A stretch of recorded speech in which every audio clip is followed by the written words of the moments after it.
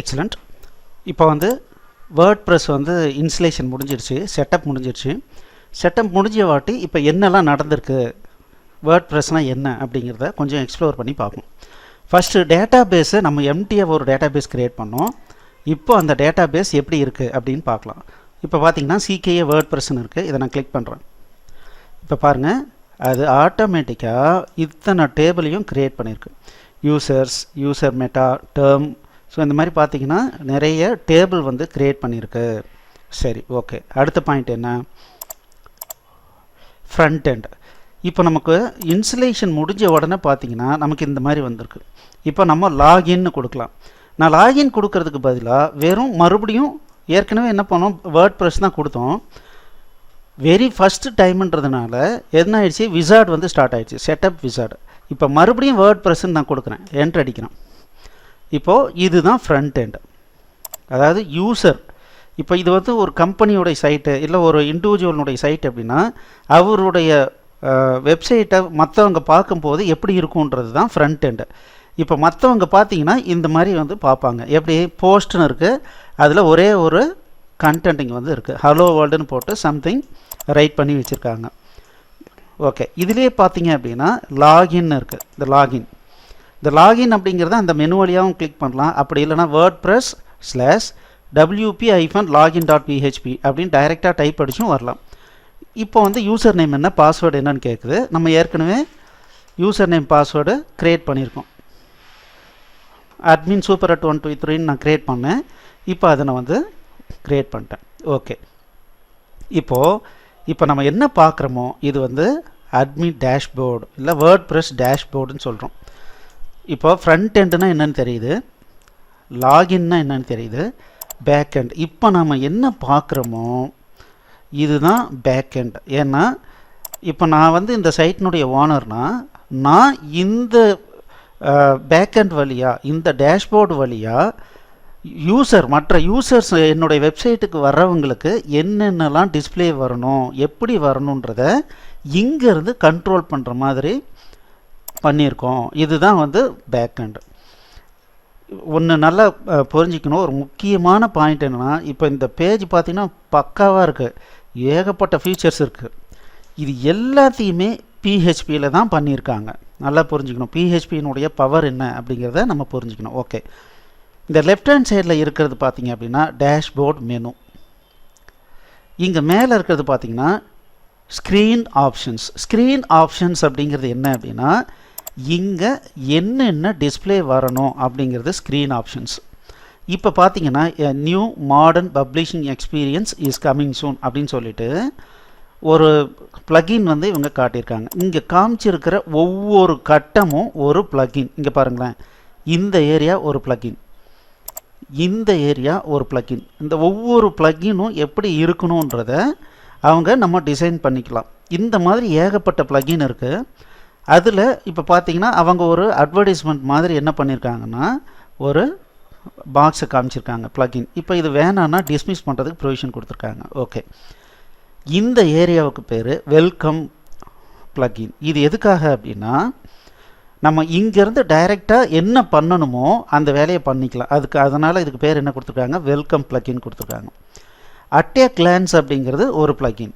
இது என்னென்னா எத்தனை போஸ்ட் நம்ம பண்ணியிருக்கோம், எத்தனை பேஜஸ் க்ரியேட் பண்ணியிருக்கோம், எத்தனை பேர் கமெண்ட்டு போட்டிருக்காங்க, அது வந்து அட் எ கிளான்ஸ். குயிக் டிராஃப்ட்ன்றதில் நம்ம வந்து ஒரு புது பிளாக் வந்து ரைட் பண்ணலாம். First experience in WordPress. I have successfully installed and login into my WordPress. It is really very impressive and easy to manage. எப்படின்னு கொடுத்துட்டு சேவ் டிராஃப்ட்னு கொடுத்துக்கலாம். ஏதோ ஒரு ஐடியா வருது, இந்த மாதிரி நம்ம வந்து ஒரு போஸ்டிங் போடலாம், இந்த விஷயத்தை பற்றி ஒன்று எழுதி வைக்கலாம் அப்படின்னா நம்ம டிராஃப்ட் பண்ணி எழுதி வச்சுக்கலாம். இந்த மாதிரி எழுதி வச்சுக்கிட்டோம்னா இங்கே பார்த்தீங்கன்னா அது டிராஃப்டில் இருக்குது. இது நம்ம என்ன பண்ணலான்னா இதை கிளிக் பண்ணி இதை பப்ளிஷ் பண்ணிக்கலாம். இதில் இன்னும் மாடிஃபை பண்ணி ஓகே நல்லா இருக்குது, இனிமேல் வந்து யூசருக்கு வந்து காமிக்கலாம் அப்படின்னா பப்ளிஷ் பண்ணிக்கலாம். இப்போ நான் என்ன பண்ணுறேன்னா லோக்கல் ஹோஸ்ட்டில் வேர்ட்ப்ரெஸ் மற்ற யூசருக்கு எப்படி தெரியும் அப்படிங்கிறதையும் சைட் பை சைடாக ஓப்பன் பண்ணுறேன். இப்போ பாருங்கள், போஸ்ட்டில் ரீசன்ட் போஸ்ட்டில் ஒரே ஒரு போஸ்ட் தான் காட்டுது. இப்போ நான் வந்து இப்போ இதுதான் வந்து ஒரு டைட்டில் கொடுத்துருக்கேன், அதில் ஒரு 2 லைன் எழுதியிருக்கேன். இப்போ வந்து இங்கே ப்ரிவ்யூ பார்த்துக்கலாம், இது எப்படி வந்து இது டிஸ்பிளே ஆகும் அப்படிங்கிறத ப்ரிவ்யூ பார்த்துக்கலாம். இந்த மாதிரி டிஸ்பிளே ஆகும் அப்படின்னு சொல்லியிருக்காங்க, பார்த்துட்டேன். இப்போ நான் பப்ளிஷ் கொடுக்குறேன். ஓகே, இப்படி பப்ளிஷ் கொடுத்துட்டோம் அப்படின்னோம்னா இங்கே ரெஃப்ரெஷ் பண்ணுறேன், ஃப்ரண்ட் எண்டை ரெஃப்ரெஷ் பண்ணுறேன். இப்போ பாருங்கள், ஏற்கனவே போட்ட போஸ்ட்டு கீழே வந்துருச்சு, இப்போ போட்ட போஸ்ட்டு மேலே வந்துருச்சு. அதே மாதிரி ரீசன்ட் போஸ்ட்டில் இங்கே வந்துடும். ஆர்கைவ்ஸில் பார்த்தீங்க அப்படின்னா இந்த மாதத்துக்கு உண்டான இது எல்லாமே இங்கே தெரியும். இப்போ பார்த்தீங்கன்னா இப்போ ஒரே ஒரு மந்த் இப்போ தான் வந்து நம்ம க்ரியேட் பண்ணியிருக்கோம் அப்படிங்கிறதுனால இந்த மாதிரி இருக்குது. போக போக பார்த்திங்க அப்படின்னா நிறைய இந்த மாதிரி ரைட் பண்ணிக்கிட்டே போக போக நமக்கு என்ன ஆகும்னா நல்ல எக்ஸ்பீரியன்ஸ் கிடைக்கும். இதில் பார்த்திங்கன்னா இதை கிளிக் பண்ணுறோம், இது ஒரு பிளாக், அது என்ன ஆகும்னா இப்போது தனி பேஜாக இப்போது நமக்கு டிஸ்பிளே ஆகும். இந்த பேஜிலேருந்து யூசர் வந்து கமெண்ட் பண்ணலாம், this is very useful information. இப்போ போஸ்ட் கமெண்ட்டுன்னு கொடுத்துடலாம். ஓகே, இப்போது டேஷ்போர்டுக்கு வரேன். இப்போ நம்ம ஏற்கனவே பார்த்தோம் இல்லைங்களா, டேஷ்போர்டில் பாருங்கள், இங்கே அட் ஏ கிளான்ஸில் பார்த்தோம்னா இப்போ 2 போஸ்ட், ஒன் போஸ்ட் 1 கமெண்ட்டுன்னு வந்துச்சு. இப்போ என்ன ஆயிடுச்சு, 2 போஸ்ட்டு 2 கமெண்ட்ஸ்னு வந்துடுச்சு.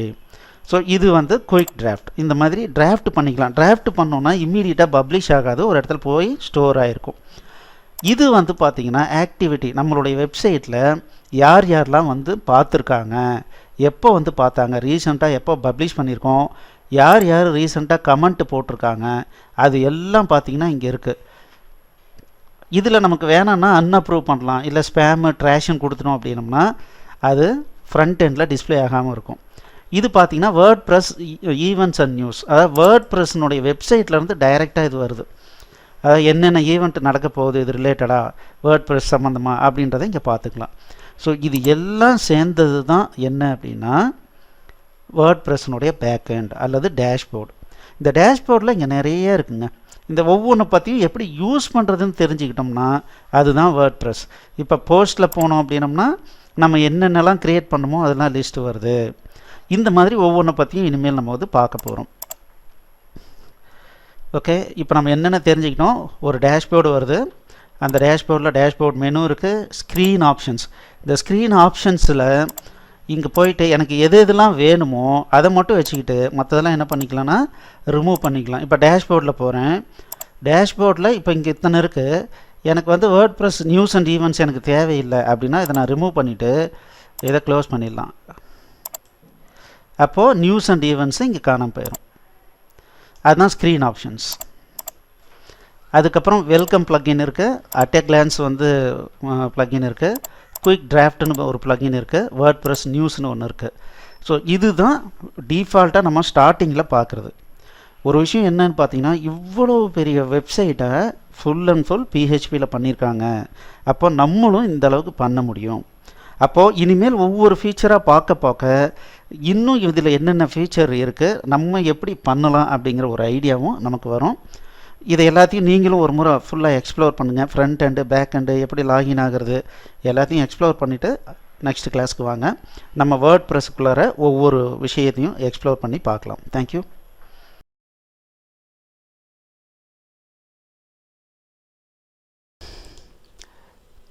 எக்ஸலண்ட். இந்த வீடியோ உங்களுக்கு பிடிச்சிருந்தால் லைக் பண்ணுங்கள், எங்கள் சேனலுக்கு சப்ஸ்கிரைப் பண்ணுங்கள், இந்த வீடியோவை ஷேர் பண்ணுங்கள், குறிப்பாக உங்களுடைய கமெண்ட்ஸ் எழுதுங்க.